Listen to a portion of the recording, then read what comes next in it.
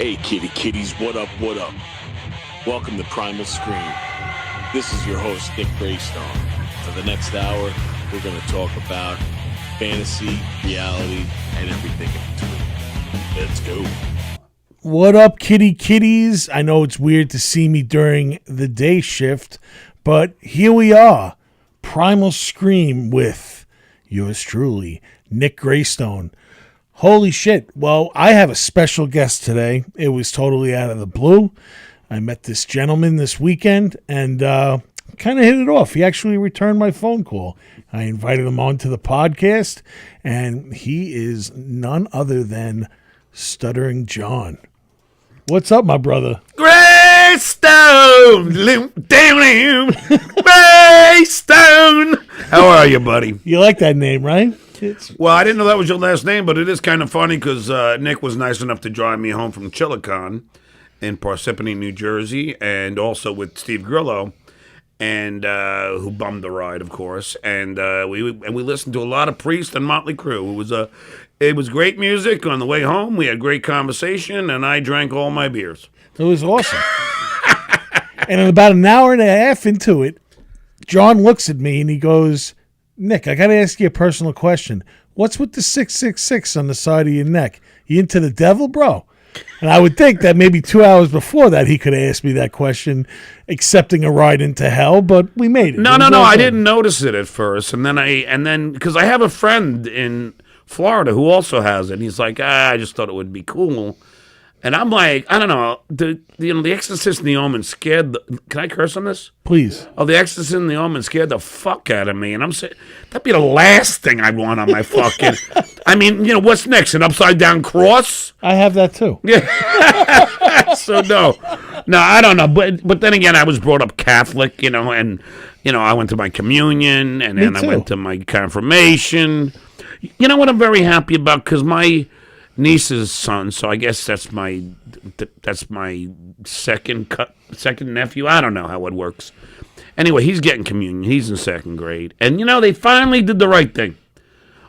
They're doing, instead of that goddamn fakakta wafer they would give us that I gagged on every single time. Right. Now they give them graham crackers. They do? Why the fuck couldn't they do that when I was a kid? Man. Give us a little sugar.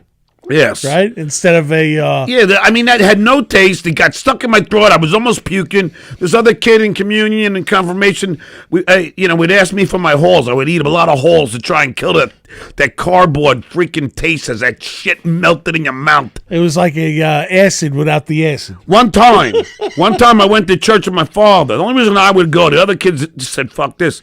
The only reason I went was because my father would take us to the candy store after. And then I would go so I can get candy in Mad Magazine. But one time I tried that wafer once, see if I could man up and do it. I kept that thing in my mouth till when we got to the candy store, still kept it in my mouth till we got home so I could spit it out in a sink. And it still stayed intact? And it was all mushy, and I freaking, ugh.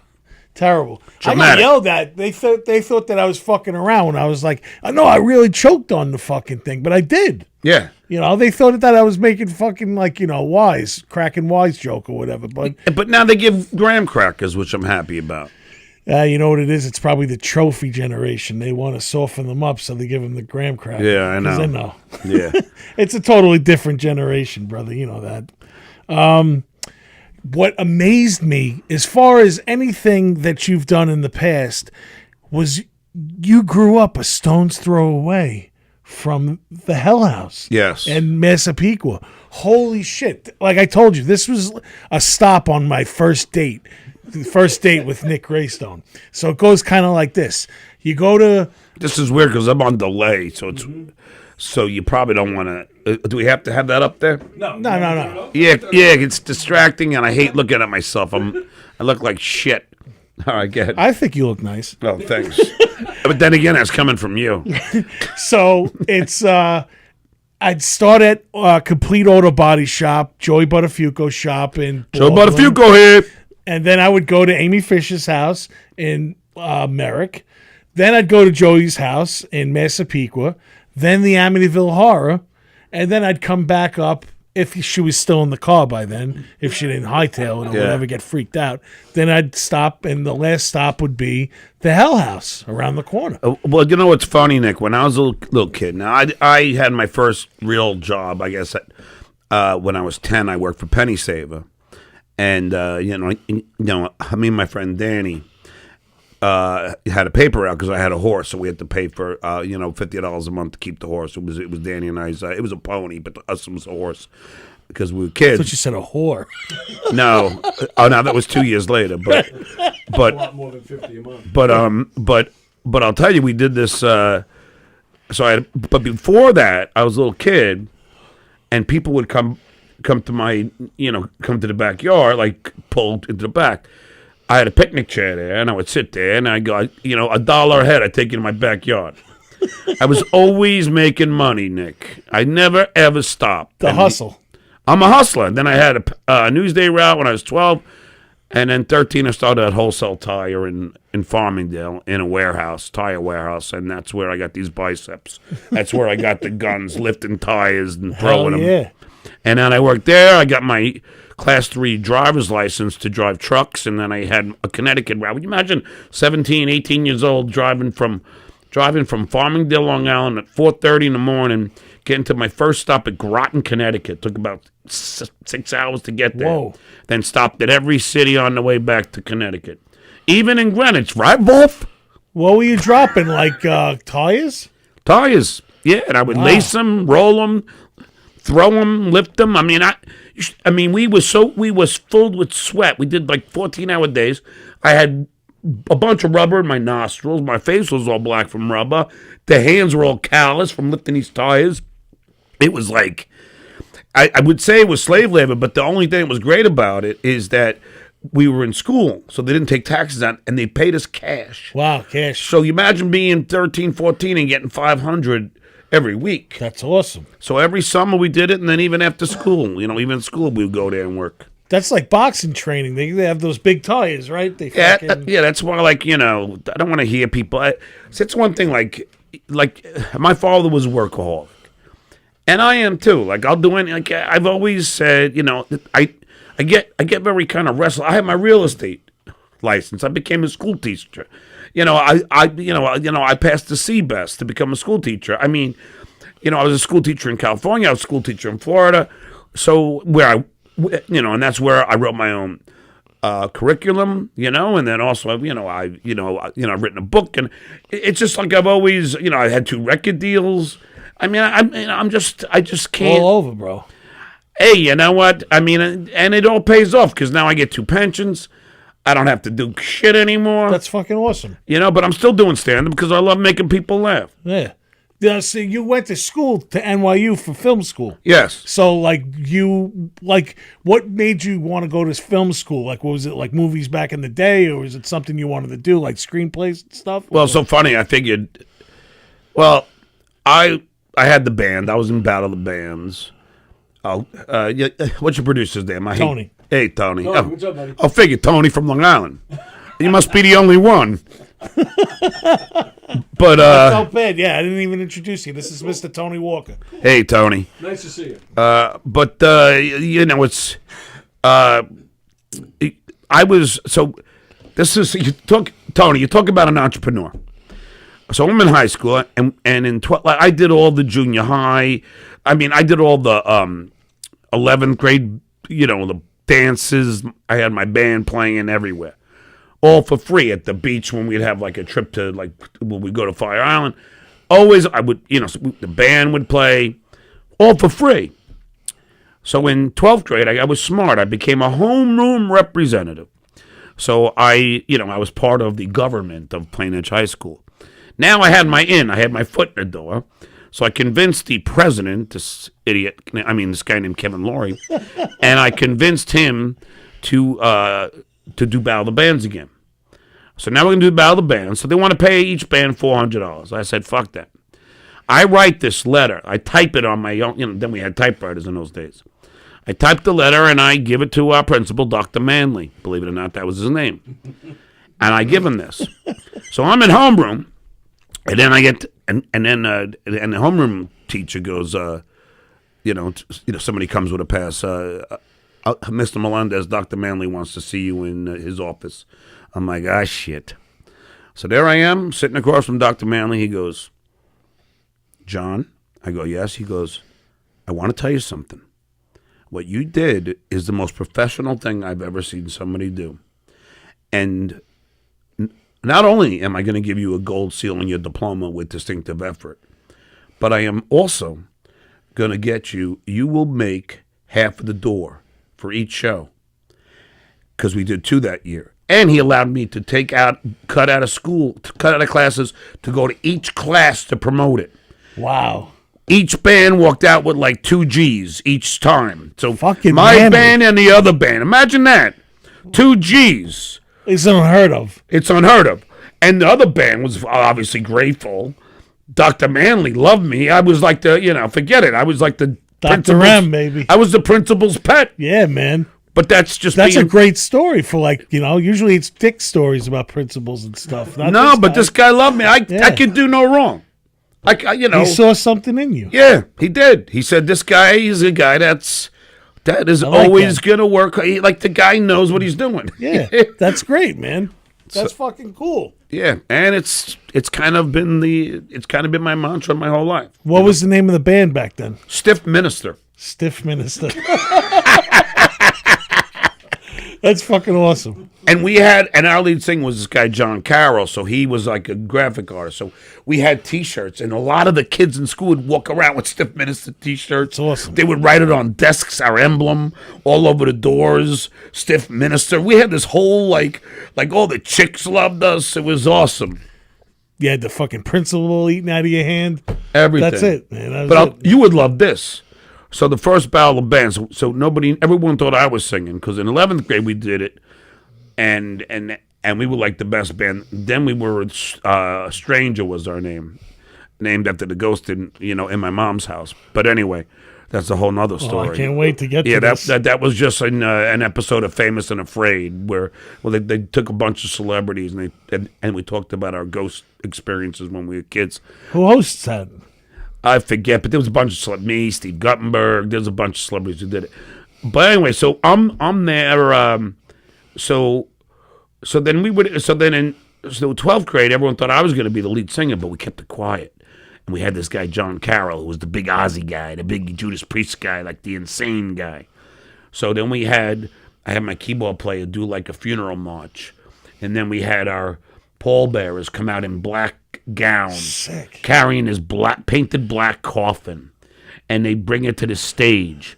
And then the coffin is placed on the center of the stage.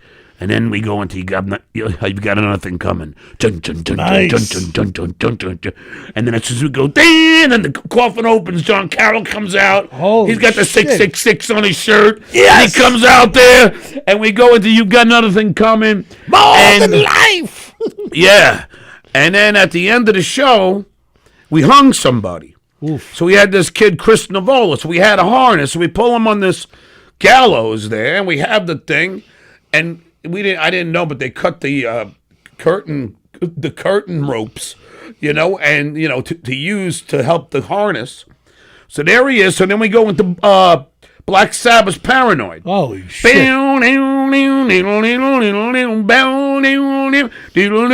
Boom. And as soon as the drums come in, the freaking trapdoor opens. Chris Navola comes hanging. It looks like he's playing dead. The freaking teachers were up the stage. Cut him down! Cut him down! They think he's dying. It was the best. Holy shit. Wait, now, John, I got to ask you something. Are you sure you didn't live in the Hell House? No.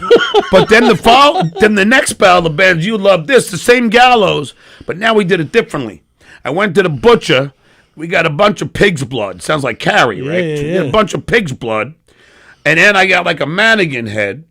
And then so what we did, we had John Carroll, same singer, and we put a black hood, and we had the guys with the black, the ones that do the guillotine. They were all dressed accordingly to costume. And they put John Carroll, it looks like, and they stick his head through the hole. What happens is John Carroll goes through the trapdoor, where it's curtained off, so you don't know. This is all coming out of the brain of Stuttering John Melendez. A young Stuttering John. So I figured out how to do this. So he comes down. No one knows Then they see a head with the same pillowcase on his head that comes through the thing. Then the guillotine, and then we opened with Hot Rockin'. And then boom, the guillotine comes down. Pig's blood goes all over the front row, and the freaking head falls into the freaking basket. Holy shit, like Alice Cooper. And yeah, I didn't even know he did that. But then, and again, I mean, like, then we did Godzilla from Blue Oyster Cult. Holy shit. I had an 8mm black and white film of Godzilla we had on the stage. Then we did United by Judas Priest. We had the American flags come down. And then we did 2 original songs. We had the hottest 12th grade girls in the school come out in bikinis and hold the titles out. We were doing a whole stage show. How'd you pull this off? It's from the fucking mental fucking lunacy of Stuttering John Melendez. but like we were like the band, man. And you won. You had to win. Oh yeah, well yeah, they didn't announce a winner, but we won. I mean, I would rub it into the other bands like all year long. That's fucking sick. Stiff Minister. Fucking, that's a great story, man. That's awesome. If it ain't stiff, it ain't worth the fuck. That was our slogan. So getting back now, you went to NYU. You wanted to get into film? Yeah, what happened was, so I always wanted to have an easy career. Like, it's so easy to get into, like getting a record deal. And then when I was in college, I didn't know what I wanted to do. That's why in high school, it's like, I have no idea what I want to do. I don't want to be a lawyer. I don't want to be a doctor. I don't want to be an accountant, for Christ's sake. But I stuttered. So I didn't think I could become an actor, which is really what I wanted to do. So then I said, all right, I don't know what I'm going to do. And then the last year at Nassau Community College, because I saved my cheap-ass father some cash, because my father was so cheap, his idea of a trust fund was, John, you'll get nothing, trust me. So I went to Nassau Community College, and I did that. Then the last semester, I took a film and literature course. I realized what the cameras does in film, like High Noon, and how the camera, where it is, and all the things that go into how the director is telling you what's going on. For instance, I'll tell you this. Tony, you're going to love this. You ever see Pulp Fiction? Of course. All right, so you know the scene where John Travolta stabs Uma Thurman with an adrenaline shot? Yep. Sure. Okay, Quentin Tarantino, in the foreground, on the bookcase. Take a guess what the 2 board games he has. Operation? 1. I was going to say that too. Monopoly. Clue. No. What is he saving there? The boss's wife? Yeah. He's saving her. Life. There you go. Life. Operation Life. I never knew. Google that. it. Wow. Google it. You can put it on this show. Operation Life is in the foreground. Wow. That's what Hitchcock used to do. Spielberg does it all the time. George Lucas does it. And Quentin Tarantino does it You want me constantly. to stab her 3 times? No. And you know, and that's so I was so fascinated by that I said, okay, I'll major in directing. So then I went to NYU. I started getting A's in all my films because I was putting the camera where students were like, how did you know to put the camera there? I'm like, I don't know. And then before you know it, people started asking me to be in the films, and I realized I can act. And then before you know it, the Howard Stern show comes along. But a little caveat to that story of Quentin Tarantino, when I become a writer on The Tonight Show, I did a lot of cold opens, which were do you ever watch SNL, where they, right before they go, they do a sketch and then say live from New York and Saturday night. So The Tonight Show had those too. And Debbie Vickers, our executive producer, she loved those.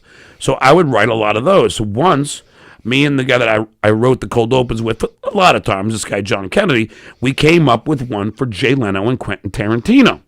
So here I am. So there's Quentin. So I say action.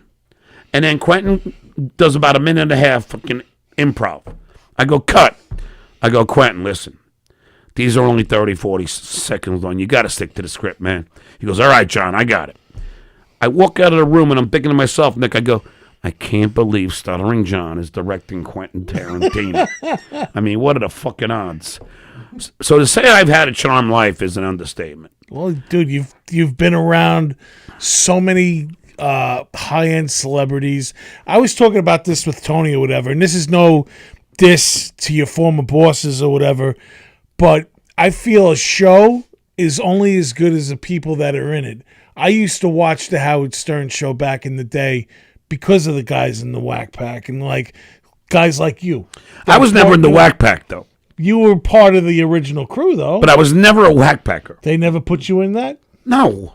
What the fuck are you out of your fucking mind? I thought you were like part of that. No, you dumb fuck.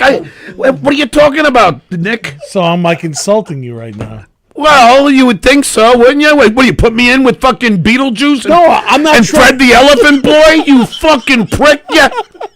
But I'm saying you shouldn't be part of the butt of the joke because you were fucking. No. I was a paid employee. I was a guy that wrote for the show. I was in the original OG. I wasn't a whack packer. I'm sorry. You mother father, you. I don't see? give a shit. Call me whatever you want. But it doesn't matter. I was trying to give you a compliment. Oh, yeah. Yeah, you're a whack packer. Oh, there's a fucking... Yeah, okay. Yeah, you and Kenneth Keith Kallenbeck are the same, you mother father, I you. swear to God, I didn't mean that. Yeah, no. But he's right, though. I mean, you guys, Jackie, Fred, you Yeah, guys... was Jackie a whack packer, you motherfucker? No. Just because I stutter, I'm a fucking whack packer. You stuttering prick, you. You were the... Because he brought a guy on that stutters, you were the catalyst for the whack. No, packers. I How was about in that? the OG. There was only 6 of us. Right. There was me, Jackie, Fred, Robin, Gary, and Scott. That was it. There was the 6 of us that worked there. And we worked there. We worked hard. And, when I started, we were only on in New York and Philly. And I was doing those interviews. And those interviews became probably one of the most popular segments. That's what I'm saying. Yeah, but no, it wasn't part of the I don't think any of those guys could have done it other than you. Like I'm saying, like those parts. Were there any like assignments with those? Speaking of the interviews, were there any of those that they sent you out to do? You're like, holy fuck, I don't want to do this. Like, yeah, they once asked me to ask Charles Barkley, are you going to give any advice so your father doesn't get killed in a car? Oh shit! Like Michael Jordan. Yeah, Oof. and I refrained. And then there was a time when I had to interview Kathy Lee Gifford, and she was with Frank Gifford, and the kids were there. So I wouldn't. I wouldn't insult their parents to the kids. I felt that disrespectful. That was nice, man. Like in fact, when there's this fucking guy when I'm pulling, I'm banging a left to come, on the road that's leading up to Governor's off of. Division Avenue over there. Yeah, so coming off of Hempstead Turnpike. Yeah. And there's this fat fuck, and he's with his fat fuck kid, and they're walking, and I'm parked out, and I'm parked a little far out in the crosswalk, and the guy, he has no problem. He could get by me, and he's walking by, and he can't resist opening his fat fucking mouth to say something, and I was gonna roll down my window and go, "Shut up, you fat fuck," and then I was like, "Ah, the kid's there. I can't do that." No, I'm not going to. That was nice of you. I'm not going to insult the guy's father, and I'm not going to do that. It's just, like people don't like. It's like I would never say something so insulting. Like I would never say you were part of the whack pack or anything. No, I wouldn't do that either. like the part in Scarface when he didn't want to kill the kid in the car. Exactly. Yes, I'm a Tony Montana. Okay. Fuck that. I don't kill kids. Only he's Cuban, I'm Puerto Rican. Hey, what's the difference? Right. He's not part of the whack pack either. No. Nah. No. I can't believe it. Now all my friends are going to laugh at me that I insulted stuttering. It didn't. You know what? Trying to No. Trust me, I don't care. And it's, what the problem is? Is this guy named John the Stutterer, who is a whack packer. Yeah. And I remember once they had John the Stutterer, and it was in a magazine that he was at the Bunny Ranch, and my nephew worked at a video store, and he brought the magazine home, and my mom goes, but they didn't write John the Stutterer, they wrote Stuttering John. My mom goes, John, you don't go to a fucking Bunny Ranch. She don't curse, of course. She has a Danish accent, John, you don't go to the Bunny Ranch. Well, I don't know, I can't do the Danish accent. And I go, Ma, no, they meant John the Stutterer. They mix it up. But don't worry, I don't care. You can say whatever. But no, I was never in the whack pack. but I'm gonna give you a fucking whack after this thing. Right? I don't give a shit at this point.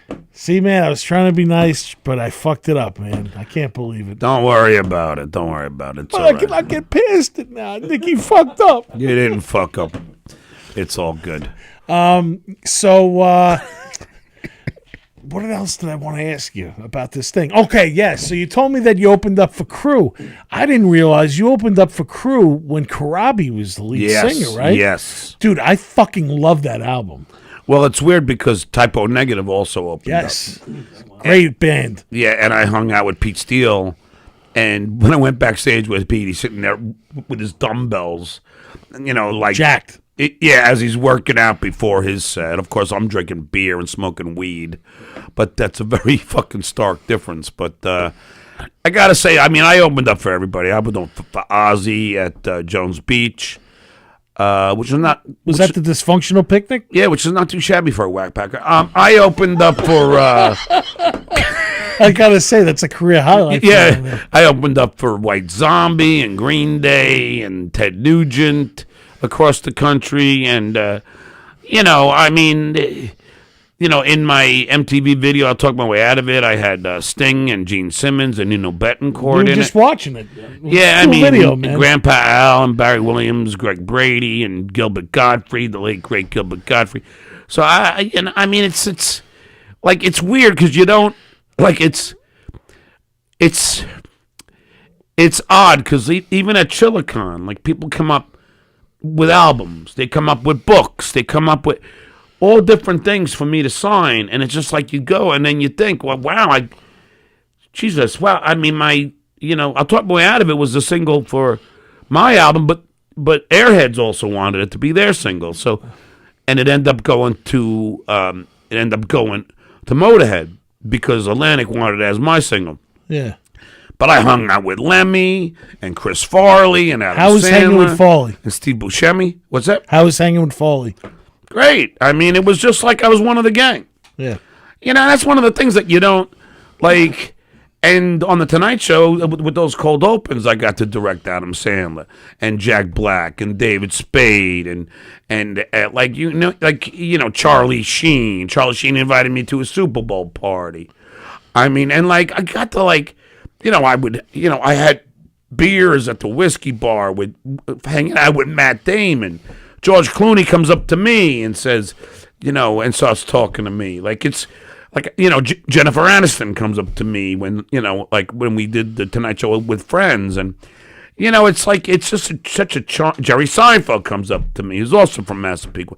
So it's like one of those things that it's like it's such a surreal life, Fuck yeah, it is. But then again, we go back to that kid sitting in a picnic chair, Selling. selling. It's just always hustling, and that's who I am. Like, I don't fucking drop out of high school like some of these losers. I don't fucking. I told you what a gold distinctive effort thing. Now, I'm sure you dropped out, but I am. I'm part of the whack pack. yeah. I can make a joke there, but I won't insult you. No, go ahead, please. No, I forget deserve it. No. I'm not here to insult you, Nick. You were nice enough to drive us all the way back. I had a nice drive that day. I did too. As long as there was beer, I didn't give a shit. And you got to admit, I drank, 8 beers on the way home? See? Yeah. Did I even seem the tad bit inebriated? Not at all. And did I even have to take a piss at all? No. Yeah, Not that's once. right, man. My liver and bladder are trained. You were That's good. from years and years of practice. Yeah, we had a great drive. We drove through the Lincoln Tunnel. We were looking at the skyline and everything. Commentary on that. You were telling me about the day of 9/11. Yep. That was crazy. That was a crazy story. In fact, the guy that came with me to get the butcher blood, to get the butcher blood for the guillotine bit, his name was Mac Taru. He was my buddy from Nassau Community College. Now, I didn't know this, but 2 or 3 days after 9/11, I get an email, and of course I had AOL, which is embarrassing in its own. You know, this guy was goofing on me about having AOL. I said, dude, you goof on me one more time, I'm going to delete you from my MySpace account. But anyway, but this poor, so I get this email from this woman. She goes, John, I just want you to know. And she shows me a little girl, a little cute blonde girl. And she says, Mac was a flight attendant on one of the planes that went in. Jesus Christ. And I had tears in my eyes because Mac, his real name was Michael Theroux, and he was the sweetest guy in the world, and we would smoke pot and just hang out at NASA Community, and he was such a sweet soul.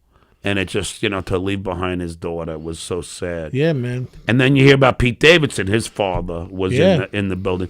And another unfortunate, let me just give a shout out to the Lyons family, because my good friend in high school was Sean Lyons. His brother, Pat, was a fireman who also went down at 9/11. So, yeah, there's a lot of history with that. And, I don't know anybody who hasn't lost at least somebody they knew, or at least somebody who knew somebody that was in the buildings or were in the plane. So it was such a surreal day for this country. Anybody. It's not something we could ever get over. And I understand that they built those buildings there, and they do have the memorial. But that's what we were really talking about. Yeah, we thought. Well, what I thought is they should build the same replica, Twin Towers. Fuck you, fucking terrorist. But we got a new kind of terrorism now. It's called internet terrorism, and then I get people canceling my stand-up dates, and it's really sad because even the mob has ethics in a way, and they don't go after they don't go after children. No. But these little armchair warriors sitting behind their fucking computers in their mom's basements, like the fucking beat up on children, and it's terrible. Yeah, and if I knew any, it's one of those things that I would you don't do. No. You know what I mean? And people get strung behind a keyboard. Yeah, they're big armchair warriors. Come to my face, you see what the fuck happens to you. Because that's one thing. I'm not a fake tough guy. I'm a real tough guy. You are. And you know what? The proof's in the pudding. You fucking look at AJ Benz. Ask him. Ask Crazy Cabby. Well, unfortunately, he's dead. Ask Ralph. Unfortunately, he's dead. But any of these guys who try to fuck with me, they got it. Don't worry about it. So you don't fuck with the stuttering one. No. As the great Army Major Richard Ojeda said, when you grow up as a stutterer, you learn how to fight at a very early age. You better. You're going to take a lot of shit. Yeah. Especially from people who call you a whackpacker. Right? Fucking prick you. Tony, I'm going to keep with this callback. I'm really not offended, but I think it's funny if it's a callback. Callbacks always work. Yeah, it's a great way to call you back. See it?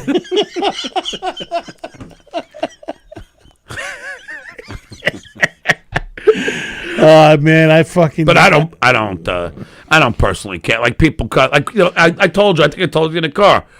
Like the whole hero to stupid. They like to call me hero to stupid. I'm sitting there going, keep on calling me hero to stupid. They're like, why? I go, well, I'll tell you why.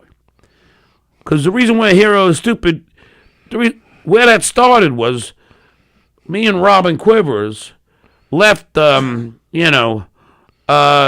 Madison Avenue to have lunch. Because, she always had lunch with the Whackpackers. And we went to have lunch. And, So we're walking down the street, and and then there's these cops and construction workers, and they're all going, Stuttering John, we love you, Stuttering John, we love you. And Robin goes, you see, John, those are your fans. Your hero is stupid. And I go to myself, Nick, okay, I would rather be loved by the blue-collar workers of this country than the white fucking collar workers.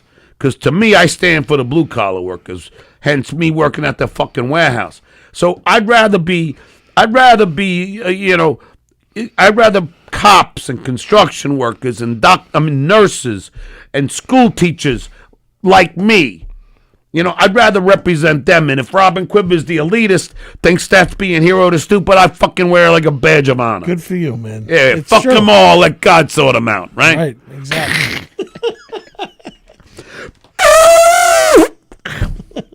Oh, do the thing. You were doing it every day. That was classic. That was like the wake up thing for every day, like coming into the room. I had a great weekend at Chiller Theater. Did you have a good weekend at Chiller Theater? And seriously, I don't have a problem being called a whack packer since I whack it every day. Me too. 2 or 3 times a day. You know, in Florida, it's against the law? in order to go on Pornhub, you got to show your driver's license. Get out of here. Yeah, I was all coked out. Oh, I'm sorry. I was all getting all horny, ready to whack off. I go to Pornhub, and I got to give him my fucking driver's license. No, Fuck thank you. No way. No way. Yeah, we have it like easy now. So instead, I had to go to my spank bank, which I'm running low. Yeah. There's only so many times I can whack it to fucking Tabitha Stevens. Or Vanessa Del Rio. I don't even know who that is. She was my first love of roast beef. Love of roast beef. Yeah, that's what it looks like. Oh, I don't know what you're banging, but it don't look like roast beef to me. It's a pretty little flower. I always tell girls, Like a side of veal cutlet. No, I always say, you call that a flower. I call it an artichoke. It's got all those flaps and shit. I don't know if I should peel it or eat it. Artichokes. Actually, you know who gave me that tagline was Nick DiPaolo, the great Nick DiPaolo. Because I said, yeah, it's more like an artichoke. It's got all the flaps. And Nick goes, yeah, I don't know if I should peel it or eat it. I go, all right, Nick, I'll use that. Great to leave your phone on during an interview. This is a total professional fucking interview. Imagine. Holy shit. I didn't do my homework. I leave my phone on. Holy shit. Total disgraziata. Fucking The Tonight Show with Jay Leno, Howard Stern show, and now I'm here in the fucking basement of Governors doing a fucking show with a guy who thinks I'm a whack packer. To give you an idea how bad my career is going, the other day I was in an Uber and I was driving. Hey, is this on? Try to reveal. You have an upcoming gig this week, right? Yeah, I'm at the Stress Factory this Saturday night with the great Vinny Brand. I started doing stand-up with Vinny Brand and the great Vic DiPotato. And I'll be doing the Stress Factory this Saturday night, May 3rd. And then, let's see, and then I know anybody who's, if there are people listening, then we go to Naples. I'll be in at the Off the Hook Comedy Club with Captain Brian there. In Italy?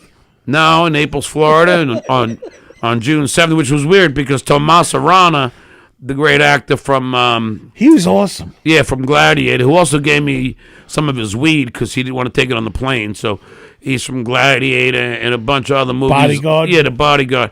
But he lives in Naples, Italy. But I'll be in Naples, Florida, Off the Hook, June 17th. I'm also doing the sporting convention, I think June 4th through the 6th. And I'm going to be at Crackpots in December. I don't know. I'm booking gigs all over the fucking place. You know what I mean? Oh, I'm going to be at Uncle Vinny's August 7th or 9th in, I think, Point Pleasant, New Jersey. That's cool. So I'll be back here in August, and when I'm out here in August, don't ask me to do the podcast. Not after the Whack Packer line. That's it. I'm not. I draw the line. I'm only fucking with you, Nick. It's over. Right? I'm never gonna fucking live this down. No, it's cool. Yeah, I don't care anymore. I do though. I don't give a shit. I done did it. Call me hero to stupid. Call me dick face. Jesus, call me what everyone else called me growing up. They called me stutter face. Well, if you're the hero to the stupid, then I'm a minion to the stupid. Yeah, no, they call me I everything. look up to you, Stuttering John. No, they call me everything growing up. Stutter face, Skip, MC Stammer, and the creme de la creme, stuttering prick, which are pretty harsh words to hear from your parents. Hey, is this on? Try to reveal. I'll be here all week. I was reading a story about a crank call that you put through to Trump. No. I made the crank call Yes. to Trump. I didn't put through. No, you did it. Yeah, I did it. Doesn't mean I didn't put it through. I'm the guy. I'm the perpetrator. I'm the perp. I'm the dude. So what happened? What? How did it go down?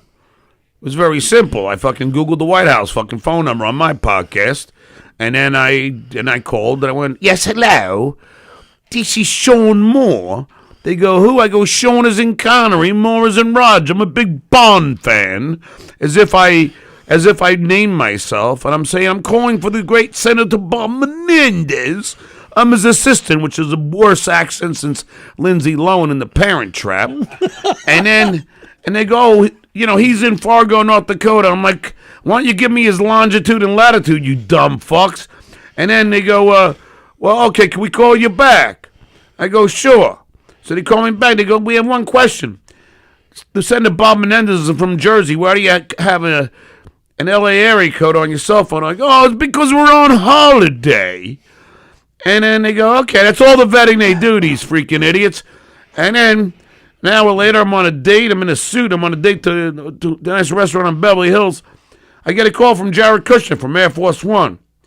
And then I'm like pretending I'm the senator. Yes, hi, this is Jared. I could pull the president out of a meeting, or we could call you back. I go, yeah, have him call us back. I got to figure out how to tape the fucking thing. So then, so he goes, okay, but just one last question. What do you want to speak to him about? I go, I just needed, I pulled this out of my ass, of course. I just needed some closure. We had a long talk about immigration reform, and I just needed some closure on it. Oh, okay. And then we hang up. 20 minutes. He calls me back. I hit record. I have my friend call it. I conference my friend. He hits record. He's in New York, so I'm covered. And then I start talking to Trump, who I've talked to before on the phone. I've had lunch and dinner with this stupid fuck. And then I have a 5.5 minute conversation with the asshole, and then all about immigration reform and his Supreme Court justice picks. And no offense, Nick, I don't sound senatorial. I sound janitorial. And I had this conversation. Before you know it, I'm off the phone. I give it to all the news outlets. Before you know it, the Secret Service is banging on my door. I got Kathy Griffin calling me, and suddenly I'm the fucking, I'm the flavor of the month, and everybody, I'm on every news network. I made global news, every newspaper from Japan, England, France, Spain, everywhere. I'm the front page. Stuttering John pranks Donald Trump. It's just another feather in my cap, Nick. It's great. That's right, brother. But you know what? Not bad for a whack packer, huh, Tony? If you listen though to Trump, the way he speaks and everything, he doesn't sound like a fucking president, man. To me, no, not at all. No. How are these tariffs working out? You fucking idiots! I try not to get political, but I don't give a shit. You know what? Listen, I will. All I'm going to say is this. I don't talk politics to stand-up. I don't want to alienate anybody. But I don't give a shit about this podcast because nobody's listening anyway. But I'll tell you this right now. For all you Trumpers out there, if you support the military, how do you support him cutting fucking the VA? How do you support that? You support your farmers, right? How do you fucking support them fucking all the fucking cuts to aid for the farmers? How do you support that? How do you support taking the rights away from women? How do you take the fucking reproductive right? You support that too?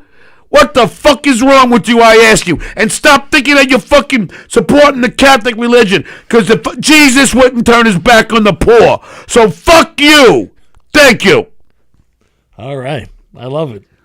But, besides you're saying that, everything I want to say. But besides that, everything's okay. It is. I can keep going with this. And by the way, if Biden wore a bright blue suit and fell asleep at the goddamn Pope's funeral, you guys would ask for his a beheading and an impeachment. Oh, Trump does it. He's praying. Yeah, he prays with his fucking mouth shut. Get the fuck out of here. Stiff minister would have cut his head off 30 years ago. Fuck yeah. All these fucking hypocrites. And you know what I'm sick about, Nick? Let me tell you what bothers me about this. Fucking stop saying, this is the coping session all these right-wing loons have. They say, oh, well, all politicians are corrupt. Really? Nick? Tony? I don't remember FDR. I don't remember Carter. I don't remember Obama. I don't remember Biden having 34 convictions. Do you? No. I don't. So fuck you, you fucking hypocrites. But don't get me started, you dumb fucks. Listen, Trump loves the poorly educated. I'm talking to you, you fucking MAGA hat wearing dumb fucks. You fucking Nazi sympathizers. You got fucking Elon fucking Musk with the fucking Z-Kyle. Oh, that wasn't a Z-Kyle. Oh, he's got Asperger's. Asperger's my fucking ass. He's got Asperger's, right? But you're letting him fucking make cuts to all these fucking programs? Hey, let's cut. Why don't we cut all the education? Let's get away with the Department of Education.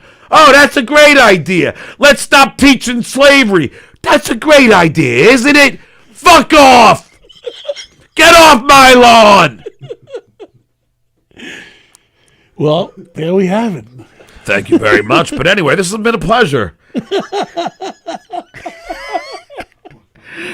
Well, I don't think I can follow that, so I think we'll have to come to a close on this, wouldn't you? That would be the exclamation point to a fine episode of Primal Scream.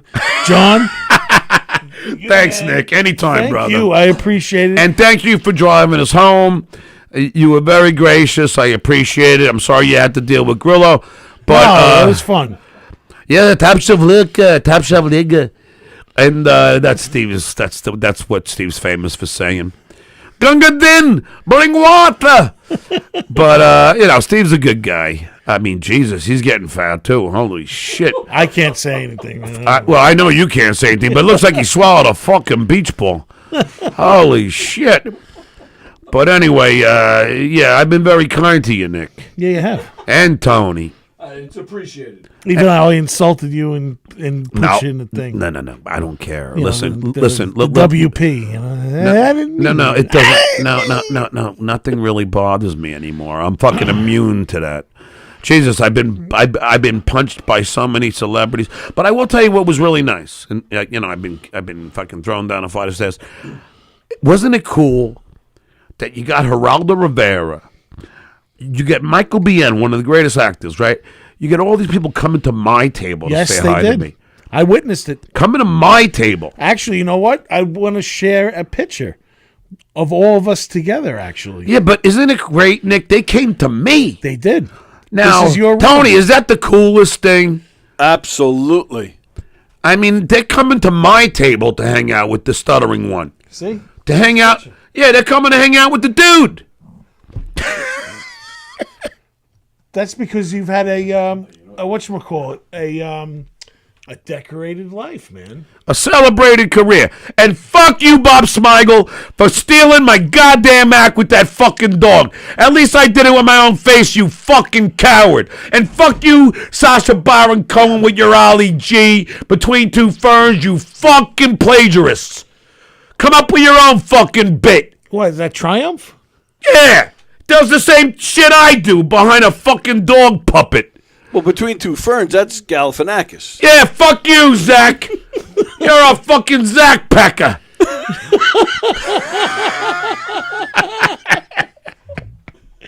All right, Nick, it's been fun. No, it's been Thanks, great. buddy. Thank you so much for having us. This is your show now. I Yeah, quit. well, it's okay. I've had a good time. I got to blow off some steam. I couldn't do my arms and chest today because I was late because my mother was late. I can't yell at my mom. Can't She's jerk 88 off years because old. you don't have your license right now. Yeah, I can't. Yeah, I know. But That's cool. You blew a couple loads on here with me. yeah, yes. No, don't worry. No. I just gotta get my hands on some coke and I'll be whacking off tonight. No, All right. no. Don't do it. No, I'm talking about Coca-Cola, of Coca-Cola, course. yes, Of course. yes. But I got the weed in my pocket that were given to me, and I'm gonna smoke that. Is it legal here in Long Island? Yes, it is. God damn, it's about time. Think about all the leaps and bounds we used to have to go through to smoke weed. Now anyone smokes it. all over the place. And is anything really happening? No, No. I honestly, this should have been done a long time ago. I feel like if And it let was me tell you legal- something else, you fucking lunatic Trumpers. Oh, but we have our Gulf of America. You know what that is, you idiots? It's called a distraction.